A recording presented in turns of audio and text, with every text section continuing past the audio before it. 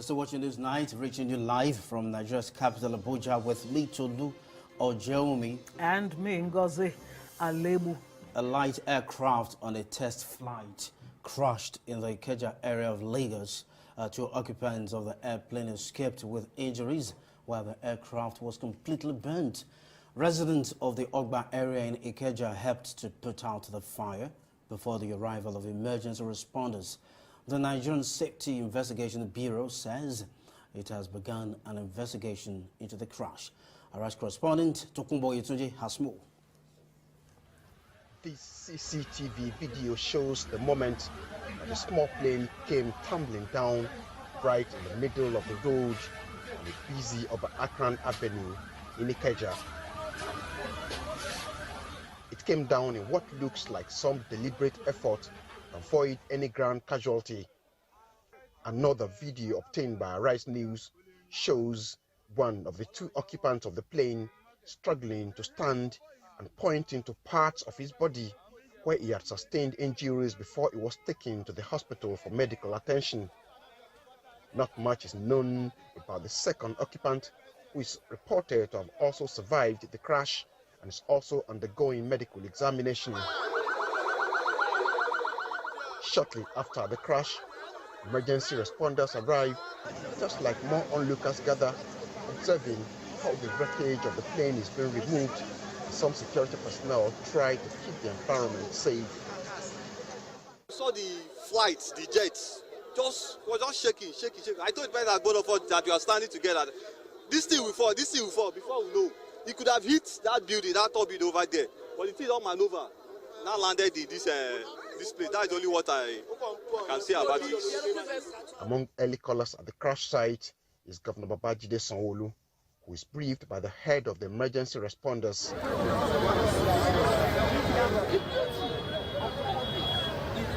We created a solid and that is the benefit. We created a solid awareness. You can see that we work together with the local, with the community, we work together, and our response was effectively transmitted. Despite the vulnerability instead of on a gas pipeline. And you can see the aggressiveness on our response. And we are able to achieve quick response well coordinated under the watch of the governor, Mr. Babajide Olusola Sanwo-Olu. The crash time was put at around 4 p.m.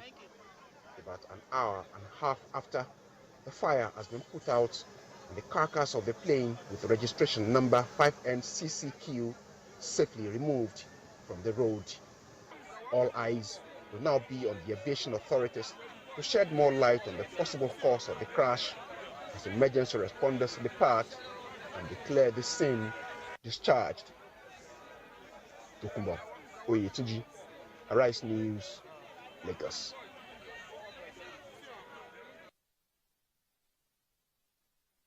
All right, we have Akin Olateru, the Chief Executive Officer of the Nigeria Safety Investigation Bureau, NSIB. Thank you so much for joining us on Newsnight tonight. Well, we do hear that NSIB has begun investigations into the this latest crash. What do we know so far? What are you finding out? And what questions are you asking about what may have led to the crash?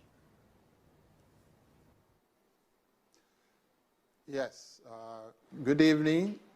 My name is Akin Olateru. I'm the Director General for Nigerian Safety Investigation Bureau.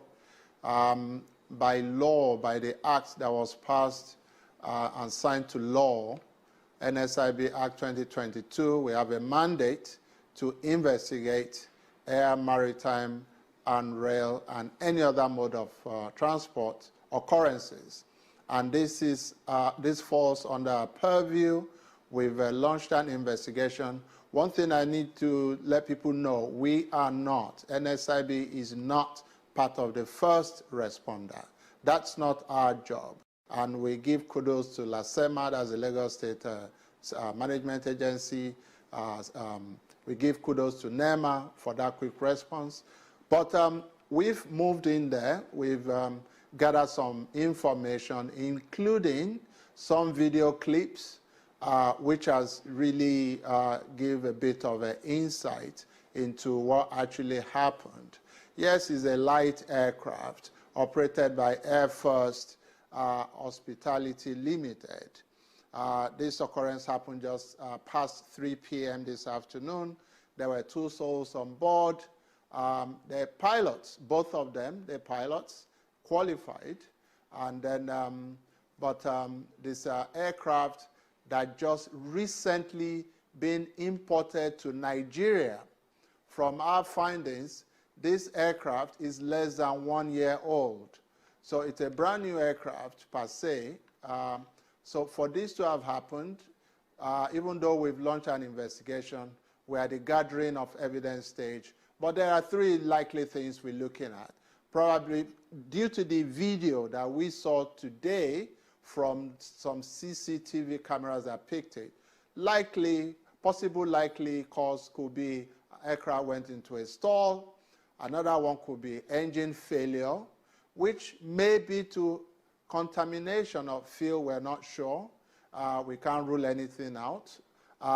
Another possible option, cause could be a material failure. If you fly in an aircraft and the aileron pulled out from the attachment point, of course, that aeroplane will lose balance and damage. So there are several possibilities that we're looking at. We're not just limited to 1 or 2. Thank you.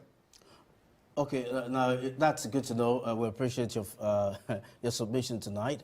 But then it still means that not much has been discovered, has been found out by you since you started your investigation.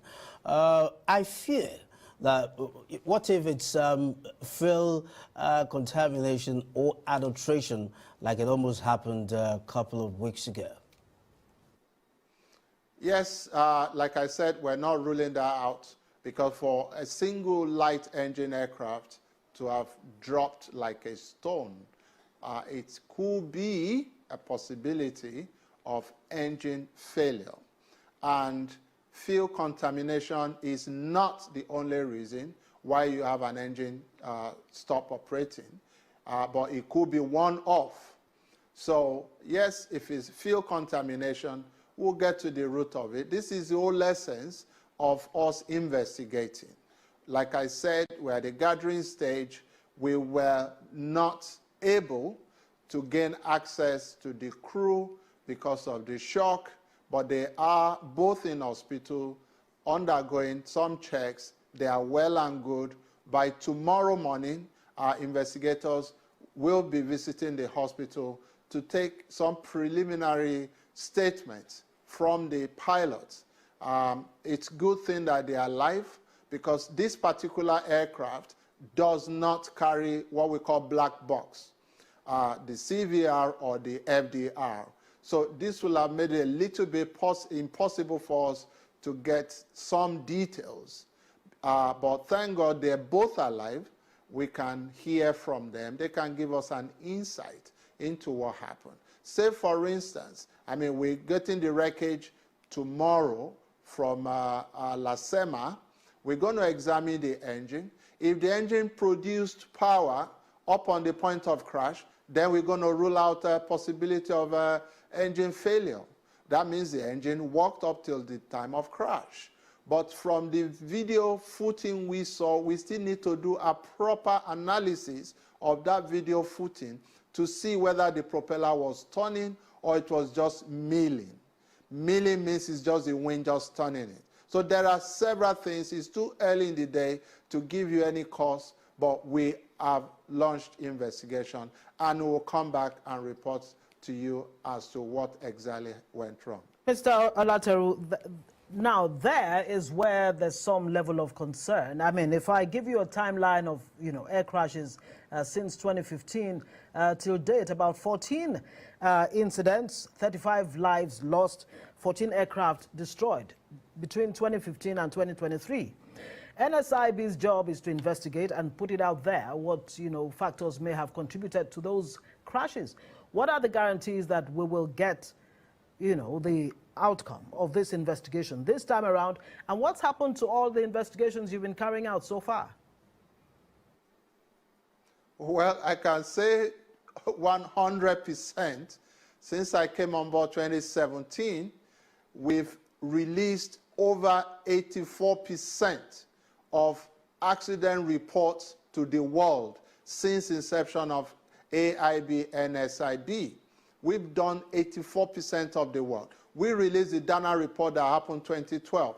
We've done so many releases. They are all on our website. Even the helicopter that crashed a few years ago in Okpebi, the final report has been released. You can have access to it on our website. We don't keep report.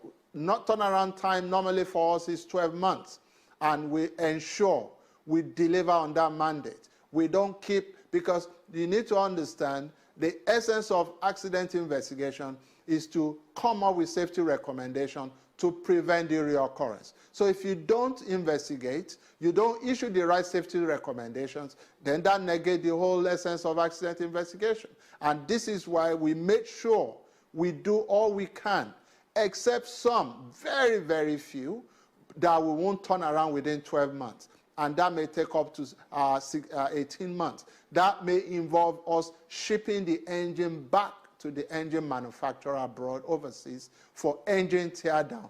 We don't have control over engine teardown because the manufacturer has so much they're doing. They have other customers they're attending to, but they get to our turn, and then they'll do it. So we ensure we do that ASAP. We don't, under my watch, we don't waste time in releasing reports.